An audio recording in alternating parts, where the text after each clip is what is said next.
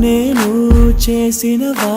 మన పేరున జరిగే పనులు ఇది మంచి అని అది చెడ్డదని తూకాలు వెయ్యగలవారెవరు